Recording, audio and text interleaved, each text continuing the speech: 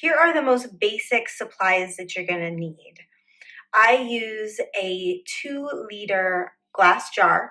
Whatever you decide to use, you want to make sure that it has a nice firm lid. Mine is all glass and it pops open. You can use any size that you want, but I find that 2 liters works well for the recipe that I'm going to use. You're going to need apple cider vinegar. So for my 2 liters, I've got apple cider vinegar at 750 milliliters, and I make sure that it's organic, that it's unfiltered, and that it's raw. And I find that that's really important because it has the mother in it, which is, if you've ever made kombucha, it's kind of the same thing. You get this really slimy, plug, I would almost call it. And that's kind of the thing that is producing all of these prebiotics and makes a really rich apple cider vinegar. The thing that I also love about apple cider vinegar, and vinegars in general, is that they are used medicinally to treat issues in the body that are caused by excess sugar use. And the way you make vinegar is with sugar. So I love it because it's a real like circle of life situation that's going on with vinegar. You're also going to need, well, you don't absolutely need this, but I like to use this, a grater. So I grate all of my root veggies because I find that it makes, it's just easier for all the nutrients and all the medicine to be pulled out of them, but it also just conserves space. So if I'm putting a bunch of really chunky stuff in this jar, I'm going to be able to fit less than if I grate it up really small. So all my roots get grated up really small. Another thing that you're going to need is local raw honey. So why local? They say that because the bees are using local plants, when they go and they make their honey, that pollen is already built into the honey. So it's a remedy for dealing with allergies. So this is really great. In the springtime, I always make sure I have local honey. And if anybody in the family gets an allergy reaction, I just put some in some water, and so it's kind of a sweet tea, and I let them drink that. I use it in all of my energy balls. I use it in any medicated honeys that I'm making. It just adds an element of fortification for the environment that you are living in every single day. And then you're also going to need a knife and a cutting board to chop up all the rest of the things that you're not grating. I do want to point out that you're going to want to save your jar of vinegar, or the empty jar of vinegar, because you're going to use that to put your finished fire cider in. So the first ingredient that we're going to work with is ginger. And this is one of my absolute favorite herbs. It is stimulating, which if you've ever had ginger, you get that kind of rush, that flush of energy and heat. If you've had just like raw ginger on your tongue, it's very stimulating. It kind of makes your eyes widen. You're like, ooh, okay. It's also a febrifuge, which is great for somebody with my constitution who runs kind of cold with sluggish circulation. So what that does is a febrifuge disperses heat in the body. So it's not a heat spiker, it's a heat disperser. So it takes the heat from like your center, from your core, and it moves it throughout the body. So it's a way for someone with a similar constitution to me to take the innate heat that's already in my body that might be too high in certain places, and then to use that and disperse it throughout the body so that I don't need to pull heat in from other places, and I don't need to cool down places that are too hot, because those are my tendencies. I run either too hot or too cold. So ginger is really great for that because it takes the heat that I already have and it moves it throughout my body. It's also really great for opening up your sinuses, relieving congestion, anything that has to do with the bronchi.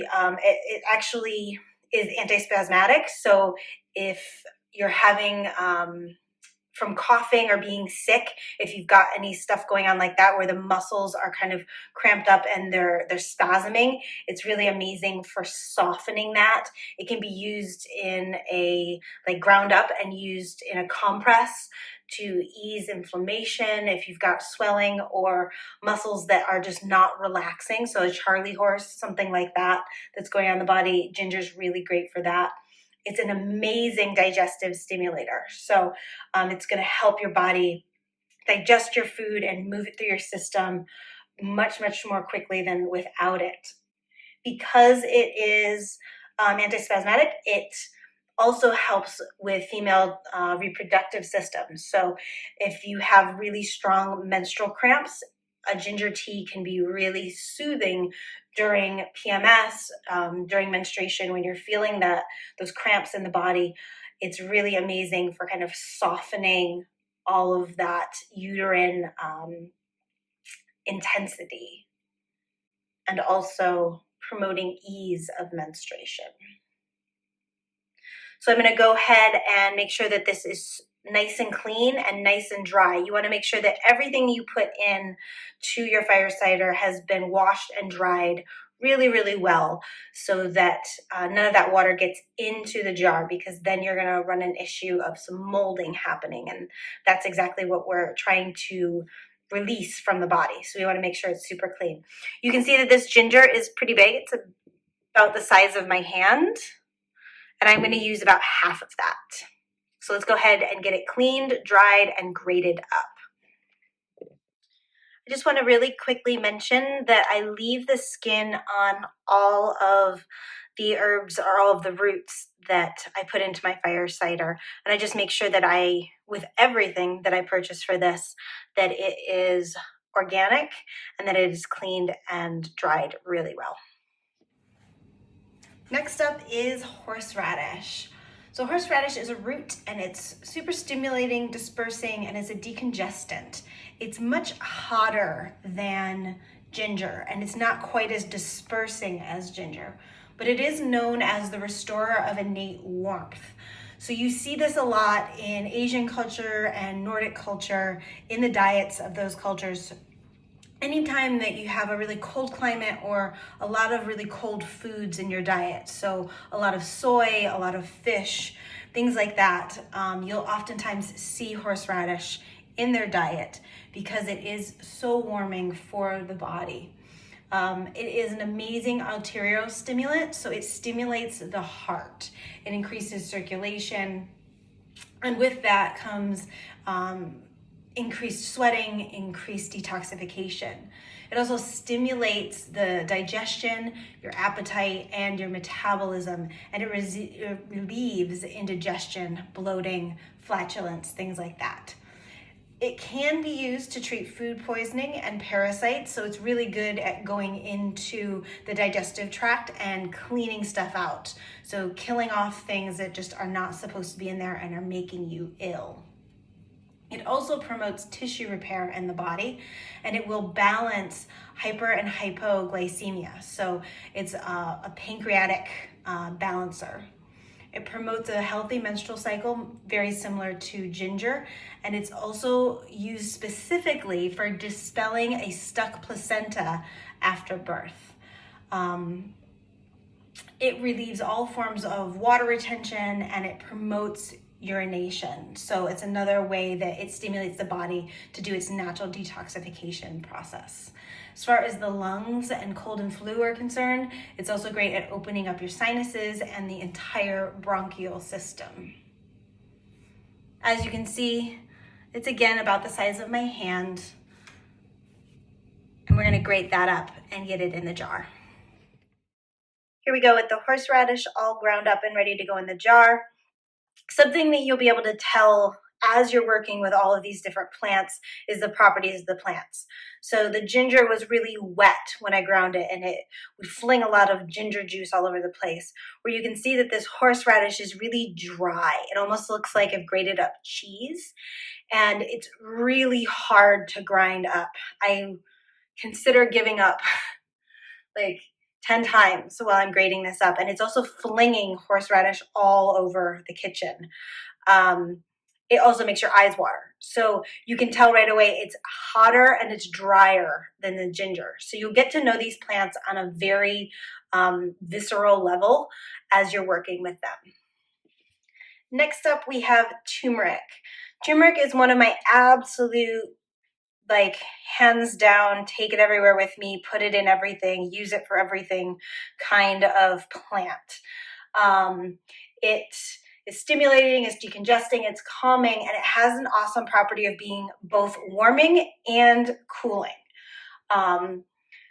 Literally, I take this powdered with me when I travel. I take it in essential oil form. I use it in first aid. I use it in the kitchen.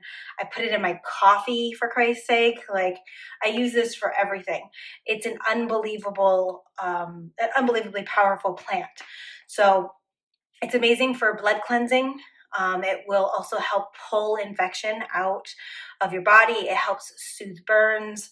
So I will use it topically, both in its powdered form, its essential oil form, and even in this form. I might just slice something up and put it on a wound or put it on a burn, and it will do amazing things to heal that.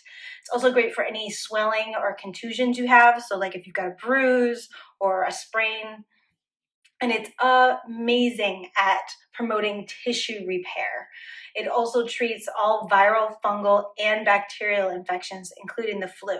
So it's one of those kind of like crossover drugs, shall we call it, where it deals with a plethora of issues, which is why it is an absolute must in my first aid kit. It stops bleeding, it revitalizes, detoxifies the blood. It also dissolves fatty deposits, so it's really good for heart health. And it also removes constipation and promotes bile production from the liver and bile flow in the body. So has a lot of really, really amazing healing properties and medicinal uses. And it's small, so those ones are just about as big as my finger. And I'm not going to grate that up because that's just kind of ridiculous. I'm going to slice it up real thin and toss it in here. Something to note, turmeric is orange, and it will turn your hands orange, and it will stain your clothing. So you want to make sure that you're not wearing white, and that you have hand protection if you desire that. So the turmeric is all cut up and ready to go in. I left the cutting board and the knife out here because I want you to be able to see how it leaves stains behind on your hands and on things. And another important thing I wanted to point out about turmeric is that it is a very powerful medicine, and using too much of it can make you sick. Not like make you long-term ill, but it's a purgative.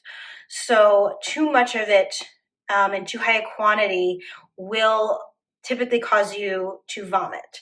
So I have definitely over-medicated with my turmeric and ended up praying to the porcelain god. So turmeric is a great herb to put into your smoothies or a juice, but anything bigger than a thumb, and I would probably say less than a thumb size, so just about an inch worth of turmeric is plenty. I've gone with a little bit bigger than my thumb and definitely regretted it.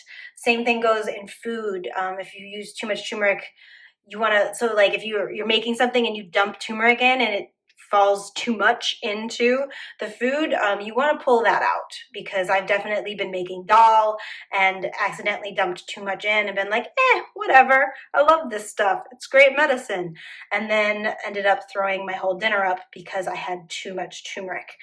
Something about its properties causes it to purge upward. So it's actually used in Ayurvedic medicine with bloodletting with leeches. After the leeches have finished feeding on the blood and pulling that poisonous blood out of the body, you have to put the leeches on top of turmeric to get them to actually vomit the blood up. Otherwise, the toxicity in the blood will oftentimes kill them. So, noted. In this, I've done quite a bit of turmeric, and that's fine because I'm just pulling the properties out, and I'm only going to be taking a very small amount of this fire cider on a daily basis. So that should not be an issue in this situation. Here we have black root, also known as Culver's root, and this is a new addition to my medicinal cabinet. I recently saw some in the grocery store and grabbed it thinking it was burdock root. I'm living in Sweden right now, and I don't know the translation for all the plants, so I go mainly off of visual recognition. Like anyone with common sense who knows anything about medicinal plants, you always make sure you know what you're working with, because plants look similar. And if you've ever seen the movie Into the Wild, plants can look almost identical. And if you eat one that you think is another, it can kill you. So obviously it's in the grocery store. It's not going to kill me, but I need to know what the hell it is before I start messing with it. And that's a good thing that I checked on that, because if I had put this in raw, it is a very, very strong purgative in both directions. So it will induce vomiting, very violent vomiting, as well as bloody stool. It has amazing properties. It's just going to be very violent in its raw form.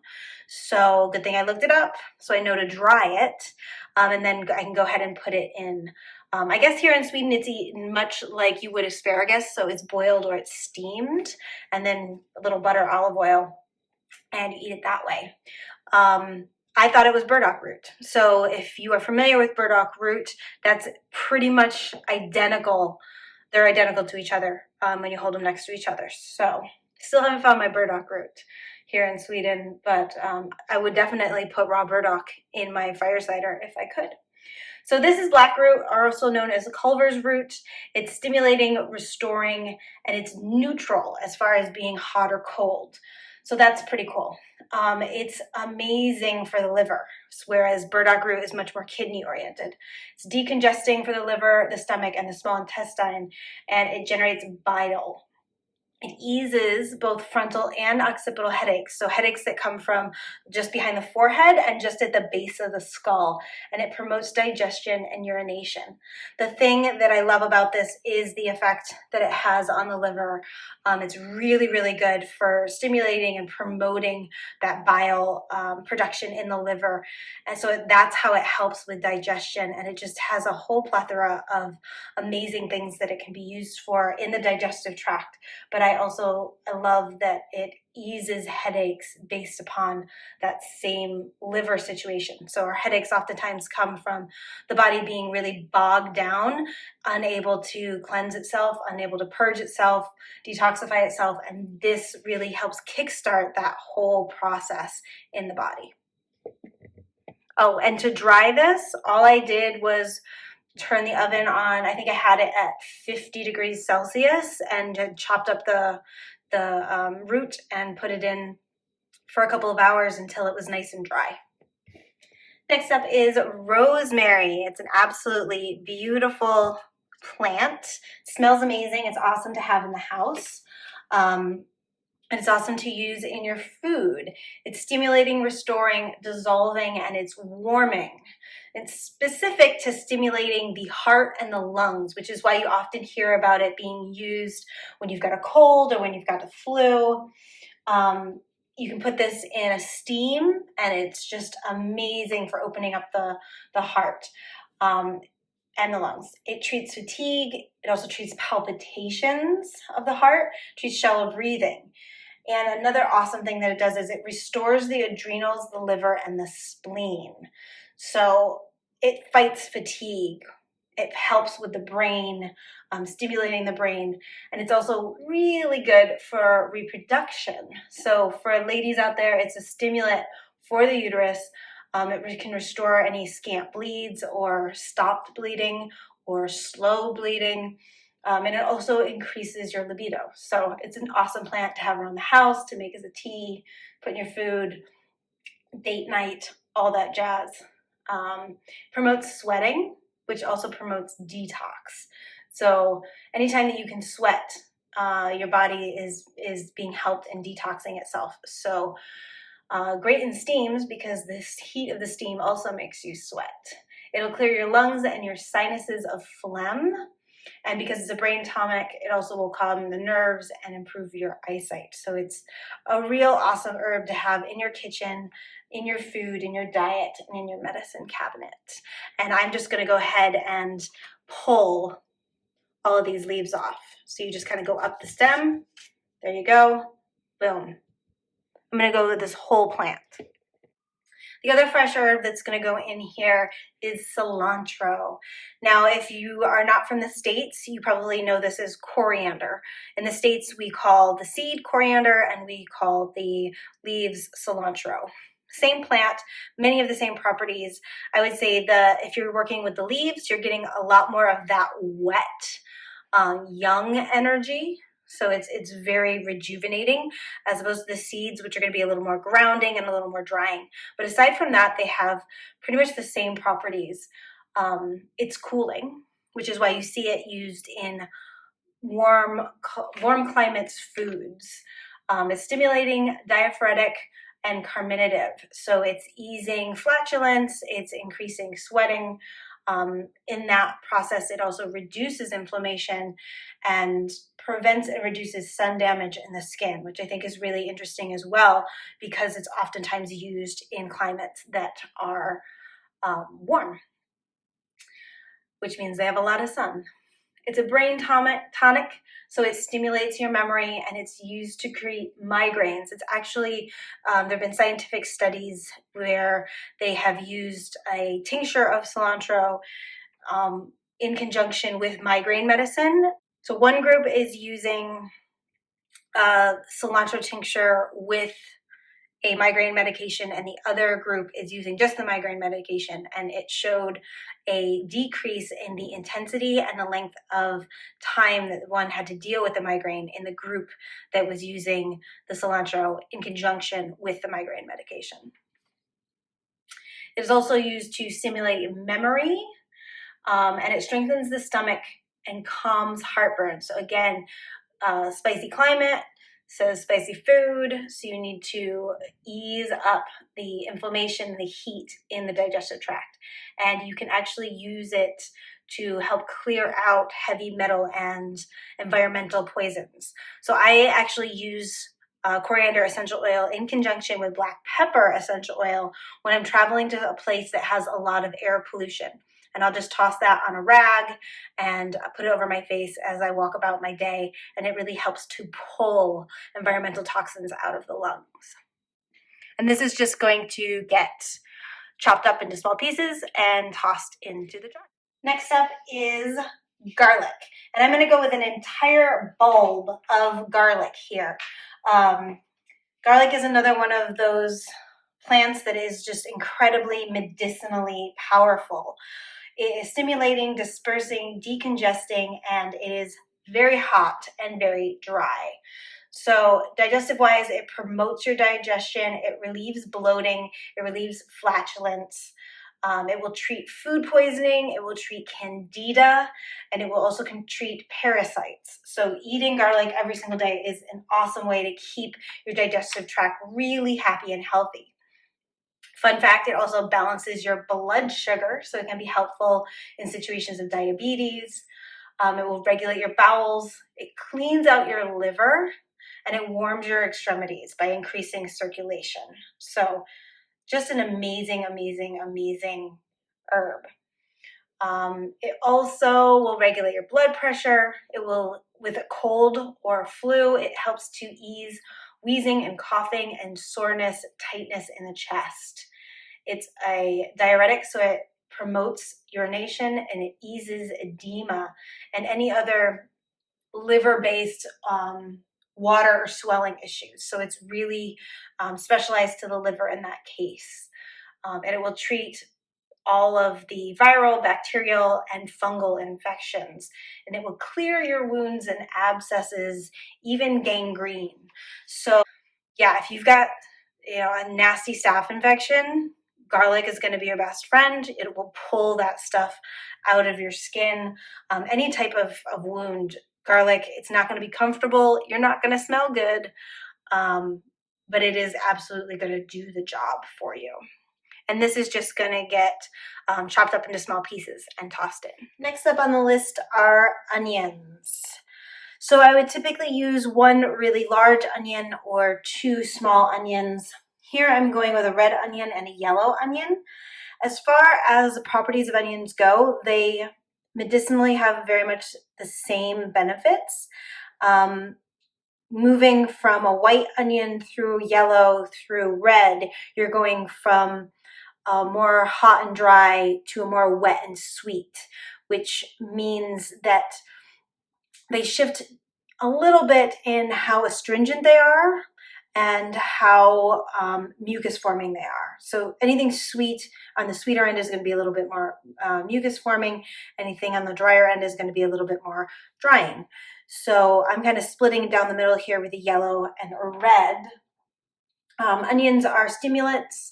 They are digestives. They're also rejuvenative and expectorant. So they're really great for pulling things out of the lungs, such as phlegm, breaking up colds and flus. Fun fact, little known fact, they're also an aphrodisiac. They're pretty warming in general. Even the white onion is going to be warming. And they're high in vitamin C and many vitamin Bs.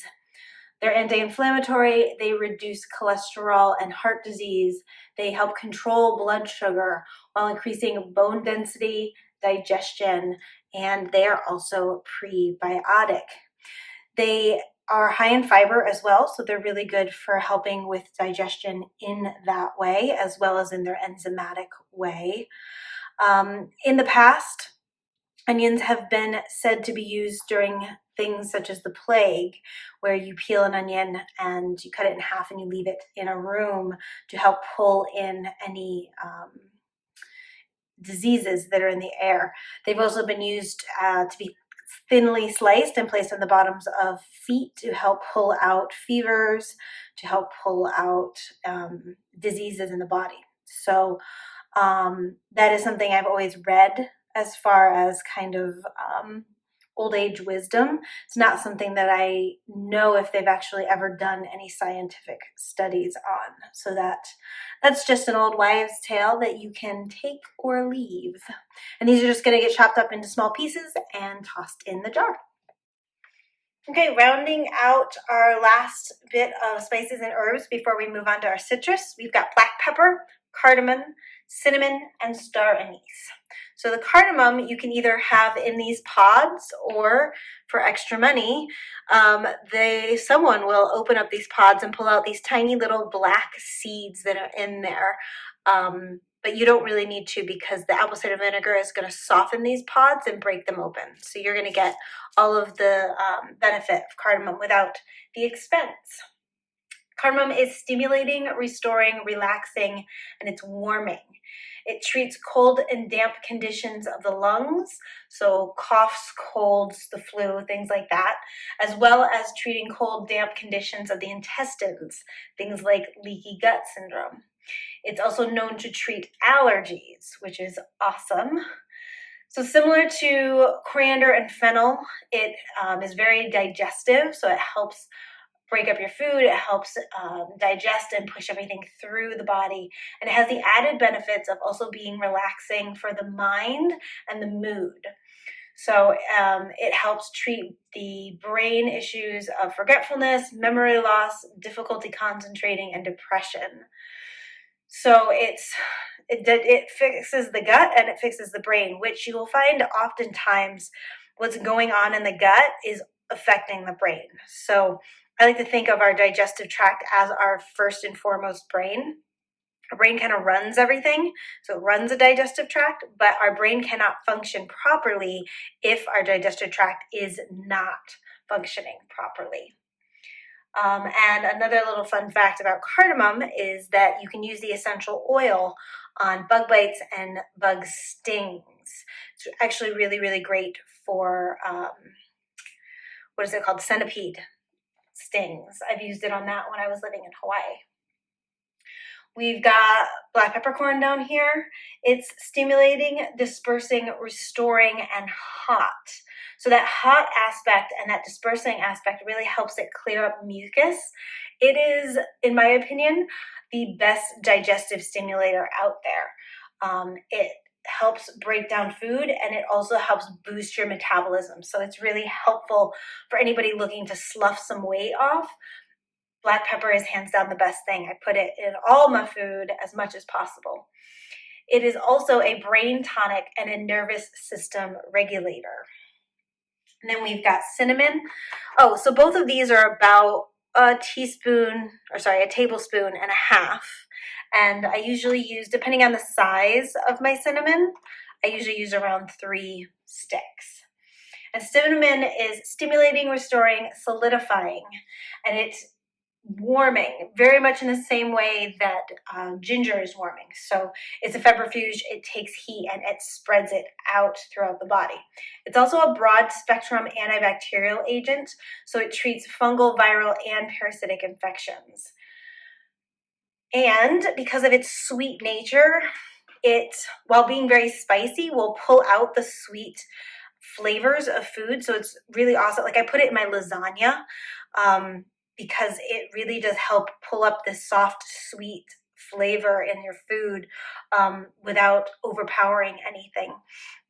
And it is amazing for lowering blood sugar. So it's great for anybody who needs to regulate their blood sugar. And it's also something that you might need to avoid depending on if you're already on a medication that regulates your blood pressure. Last but not least, star anise. I really love any herbs that are kind of in this family of star anise. They have a very licorice flavor, so similar to fennel. It's a stimulant, it's a carminative, so it helps break down food in your intestines and relieves flatulence. And it's also very warming. But my favorite aspect of things like fennel and star anise is that they stimulate the throat chakra. So they're helpful physically in the body. If we don't want to be so woo-woo about it, they're helpful physically because they soothe the throat. So you would use this when you have a cold and a sore throat. It's really helpful for soothing a sore throat. Very digestive at the same time, but then energetically, it helps you open your throat chakra. It helps you say all the stuff that you're not saying. And a lot of times we create dis-ease within the body because we're just not speaking our truth. So that's probably just, 4 or 5 is really just the end of the bag, but I would typically go with 4 or 5 of those, and those are just going to get tossed into the jar. At this point, you might be looking at your jar and it is almost full, and you're thinking to yourself, this lady said that we've got citrus coming up, which is absolutely true. We've got a full grapefruit, a full orange, a large lemon, and 2 or 3 limes that still need to go into this, not to mention a jalapeno pepper. So how are we going to fit all of this in here? Well, at this point, I like to go ahead and add some apple cider vinegar because it fills up all those little spaces and helps all of the herbs we started with at the bottom, all those roots, stop being so fluffy.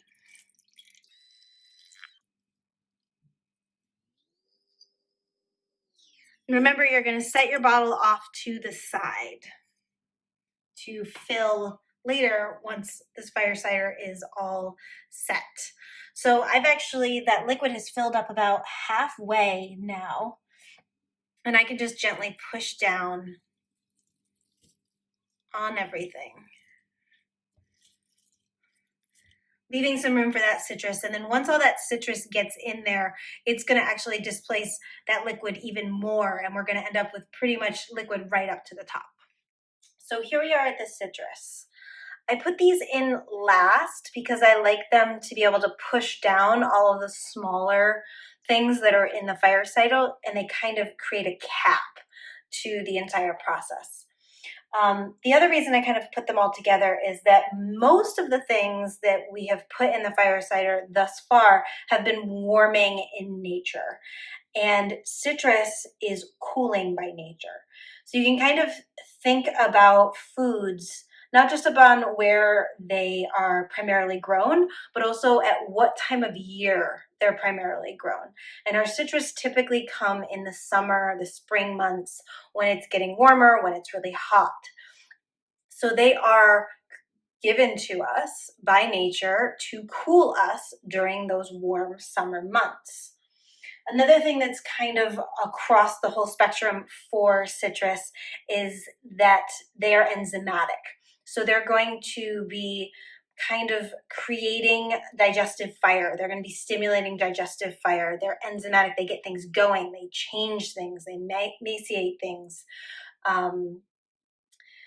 They will break down oils in the body or on the body. You can use citrus to clean your kitchen because it will break down stuck, rancid, cooked on oil. So if you've got anything in your kitchen that's really that sticky old oil, you can put citrus oil on it or use the leftover pieces of the fruit after you've already squeezed the juices out of them to clean your kitchen. One more thing that also they all have in common. So here we've got grapefruit, orange, lemon, and lime. And when you look at the skin, they kind of look like cellulite. And across the board, all of these citrus are really good at moving water in the tissues of the body. I would say grapefruit is the best of these four at moving water throughout the tissues. So these are used for edema, they're used for any type of water retention, and they're used for cellulite. You can treat cellulite in the body by ingesting these, but also by using them topically on the skin.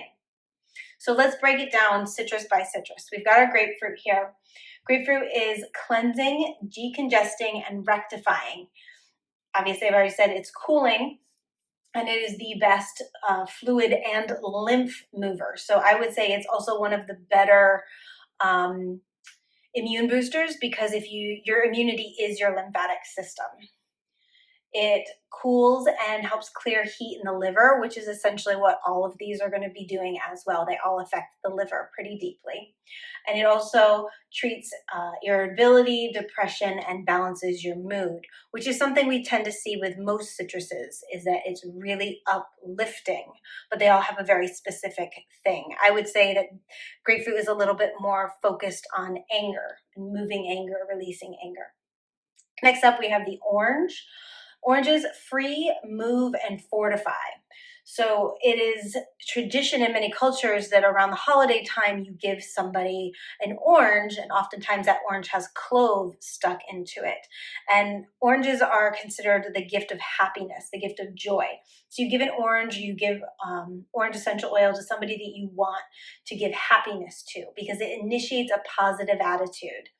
And again, we're dealing with the liver here, which is where we hold anger energetically in the body. So all of these are going to be helping to clear the liver. Oranges will also ease headaches, they ease tension, moodiness, and they're calming for the stomach. So if you have my book, The Conscious Alcoholic, you know that there is a cocktail in there using orange and powdered cinnamon to do a tequila shot. So oftentimes tequila shots are done with lime and salt, which can really add to a stomach discomfort. But if you do the same way you would take a normal tequila shot, but instead of salt, you use cinnamon, and instead of lime, you use orange, and you're gonna have a very different experience all the way from your palate, from the tip of your tongue, all the way through into your stomach. It's gonna be an unbelievably different experience, and it's much more grounding and calming.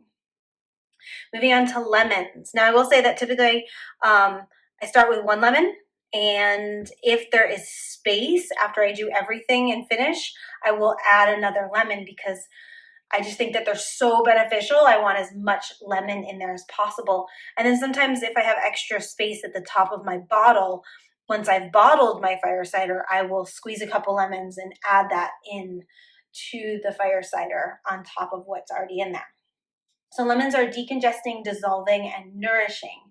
They clear the liver of fatty deposits. They reduce fever and inflammation. It's an antidote to poisons, kills off parasites, revitalizes the blood, promotes tissue repair, and is a brain tonic. I'll also say on top of that that I find it really, really balancing for the whole energetic aura field. Something about lemon just shifts someone's energy field so incredibly quickly, which is why I like to have people start with lemon water in the morning. It just kind of cleanses you out if you've had a really rough day or just a lot of shit has happened to you in the day, I find that lemon water really helps clear you out. I try to use it with meals. I put it in my water when I'm eating, especially if I'm eating a meal heavy in meat, because it's so enzymatic and activating to break down that meat protein. And I find that I like to sneak it in the kids' water because it really calms them down, brings them down after a long day of like being at school and being outside playing. They're tired, they're hungry, they're irritable. They come home and I put some lemon water in with their dinner, and it tends to calm them down. Last but not least, we have limes. Limes dispel, rectify, and normalize. They're antibacterial, antiseptic, antiviral, and they reduce fevers and infections. They're great for easing sore throat, treating the cold and flu, and they strengthen connective tissue within your body, which is absolutely awesome. And very similar to lemon, they are a brain tonic. So they're going to help with memory loss, they're going to help with focus, things like that. Lemons and limes are great with. I will say that pretty much the order that I went in, going from the warmest to the coolest. So they're all cooling, but the warmest of them is going to be grapefruit, followed by orange, and then lemon, and then the very coolest will be lime. So we kind of do a little circle here from hottest to coldest. And they're going to get chopped up into small pieces with the rind included, and chucked into, probably stuffed into this jar. So very last, but absolutely not least, we have the habanero. You can use any type of chili that you like. I just happened to find habaneros in the store this time and decided to go with them. A little bit of a safety precaution: the hotter the pepper, the more intense it's going to be on your skin. You want to be careful not to touch your face and do a very good cleanup. When dealing with something like a habanero, I like to use rubber gloves. So I will do all of my cutting, all my processing with gloves on, and I will do all my cleaning with gloves on so that I don't accidentally spread habanero oil all over my kitchen. It is not something you want to get in your eye or in a cut or under your fingernails. So you may notice there's 2 jars here. Yeah, I couldn't fit it all in one jar, and I'm a stickler for wanting all my goodness. So I just have gotten another small jar, filled it up. The habanero is going to go in there, and then apple cider vinegar will go in enough to cover it, and they will get stored together in the cabinet. So I'm going to go ahead and chop up this habanero real tiny, get it all cleaned up, and come back to you. Okay, there you have it. Okay, there you have it. One full jar, another side jar with the habanero. Now you might ask, why do I put pepper in my fire cider, aside from making it very fiery? Peppers of any sort are very stimulating for the respiratory system. So if you're trying to keep colds and flus at bay, keeping your lungs and your bloodstream really clear and moving well are one of the best ways to do that. So when you're sick, spicy foods always help. And obviously, if something's spicy, it gets your heart racing. So it kind of gets everything really warm. So that's why there's chilies in there. You can spice it to your level. Some people just put a couple chilies. I tend to like my things really spicy. So I tend to put habaneros in mine. My partner's probably not going to be super stoked on it, but that's why I make the fire cider and he doesn't. So these are going to go up into the cabinet, and every couple days I'm going to take them out. I'm going to shake them, turn them around, flip them upside down, make sure that you can actually see how all of that vinegar leaves the ginger on the bottom. I flip it back over and make sure that all of it drops down. I tend to roll it on its side, do the same thing. I just watch the vinegar leave. Yep, and I do that for 6 weeks. And then depending on the size of your family or how many people are consuming this, you'll find how long a bottle is going to last you once you've strained it and start consuming it. I typically consume about an ounce a day, and I pour that ounce into a cup, and then I add warm water, not hot water, because we want to keep all the probiotics and prebiotics alive, and putting hot water on top of that is going to kill that stuff. So you want warm water on top of that. You can make it a big glass, a little glass. I kind of do like a little, I don't know, it's probably like 4 ounces. And I take that very first thing in the morning to kind of get everything awake and moving.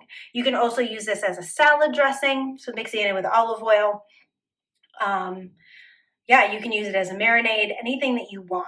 So if you're finding that you're running through and you run out of apple cider vinegar, or run out of fire cider, you want to make sure that you are producing enough along the way. So about week 4, I typically make a new jar. So I've got 2 of these jars running at the same time. So this goes 4 weeks. At 4 weeks, I'm going to create another jar, and that's going to go 4 weeks. But total time is going to be 6 weeks. So 2 weeks before this is done, I'm making a new batch to make sure that I have enough fire cider to sustain me going all the way through. But you got to kind of see how long it takes you, and if you're using it for things outside of just a morning kind of gut shot to get things moving and stimulate your digestion and your immune system. Okay, so this is our fire cider after 4.5 weeks. And it's yellow mainly because of the turmeric. We're just going to pop it open. Put a strainer over a bowl.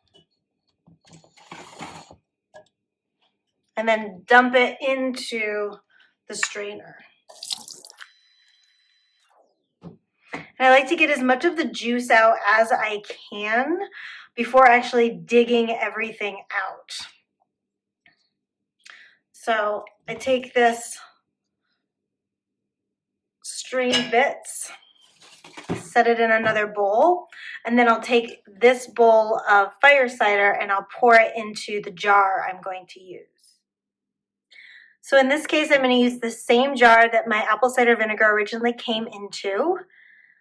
And before I dump the vinegar into the bottle, I'm going to mix in some honey. In this case, I'm using some raw local honey. So I'm just putting a big old scoop of that honey into my apple cider vinegar. And then I'm going to work that in, just stirring it in to get it to disintegrate. I'm going to go ahead and pour this into my bottle, nice and slow. And there's still some honey at the bottom of the bowl, which hasn't been mixed in with the fire cider yet, and that's fine because I still have to kind of squeegee out all of the fire cider from the herbs that it has been soaking in for the last 4.5 weeks. So I've scooped out all of the herbs from my jar, and I'm just going to let it sit here for about an hour and strain all of the fire cider out. Every once in a while, I come over and I give it a little bit of a stir just to keep kind of squeezing that fire cider out of the fibers, the herbs and the fruits. I just really want to make sure I get all of the goodness that's in here. Once you've got the rest of that liquid strained out of all of the fruits and herbs, you want to make sure that all of your honey has melted into your fire cider, dissolved, or at least is small enough to go through the funnel. And then go ahead and add that in to your jar. And you can expect to have a little excess because you've had so much fruit that's been juicing itself in the fire cider for the last 4.5 weeks. So you're going to have probably about a half a cup more liquid than you started with. And then you just put a cap on it, shake it up, and enjoy.